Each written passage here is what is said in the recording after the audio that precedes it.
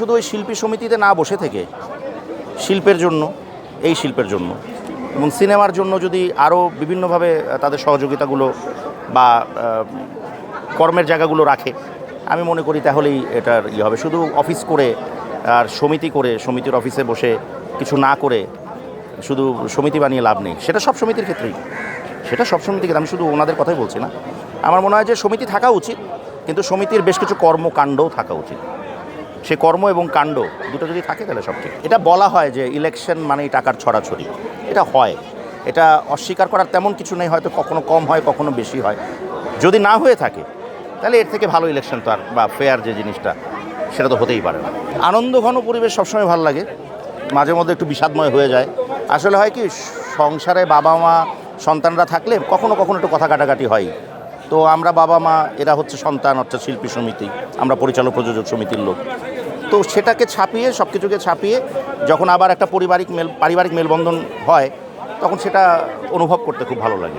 এটা হলো এক একটা প্যানেলের বা এক একটা ব্যক্তির বা এক একটা যারা সমিতি করেছেন বা যারা সমিতির সদস্য ছিলেন, এটা তাদের ব্যক্তিগত বা সমষ্টিগত বিচার। তো সেই জায়গা থেকে ডেফিনেটলি একটা সমিতি যদি ভালো করে সেই সুনামগুলোই আসবে। যদি একটুও খারাপ করে, আমরা হয় কি একটু পান থেকে চুন খসলে কিন্তু বেশি একটু খারাপ লাগে আমাদের।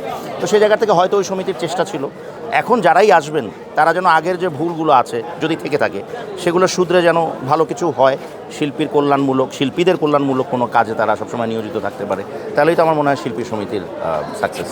নতুনরা তো যুক্ত হবেই। নতুনরা, একটা ঝরা পাতা যখন পাতা ঝরে যায় তখন নতুন পাতার উদ্ভব হয়, এটা মৌসুমি ব্যাপার। তো ঠিক তেমনিভাবে আমার কাছে মনে হয় যে নতুনরা আসুক। নতুনরা যদি কাণ্ডারি হয়তো এখনই হতে পারবে না, হাল এখনই হয়তো দলের ধরতে পারবে না, বাট তারাই হয়তো আগামী দিনের হাল ধরার নায়ক হবেন।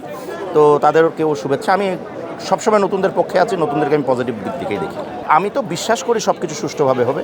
আর এখানে না, টু বি ভেরি অনেস্ট, এখানে অত নিরাপত্তার আসলে কিছু নেই।